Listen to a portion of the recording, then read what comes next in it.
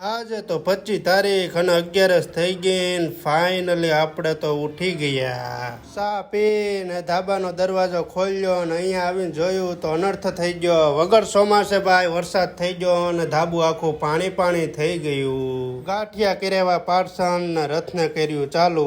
આવી ગયો ખાતે અને કઢીમાં વણેલો ગાંઠિયો બળ્યો અને મેન મારા દાદાએ ઝાપટી લીધા. આવી ગયો ઘરે અને અહીંયા તો મારામાં પૂરી તળતા હતા. હતી ભીમ 11 એટલે રસોઈમાં બનાવી હતી પૂરી ને આખી કેરી ને શ્રીખંડ ને સુખી ભાજી સાસ ને તો મિત્રો મને બહુ ભૂખ લાગી એટલે બધા એને હેપી ભીમ 11 ને હવે હું જમી લઉં. બહુ ભયાનક તડકો હતો એટલે બિલાડી દિવાલને સોટી અને સૂતી હતી તો મેં એને હળી કરી અને જગાડી કારણ કે મને નીંદર આવતી નથી. પછી હું હાવ નવીરો હતો એટલે મેં દેશી આયુર્વેદિક તેલ બનાવ્યું જેનાથી વાળ બહુ લાંબા થાય છે, ખરતા અટકાવે છે અને કાળા ભમ્મર વાળ થાય છે. તો કોઈ મિત્રોને જાણવું હોય તો એક સરસ મજાની કોમેન્ટ કરી દેજો.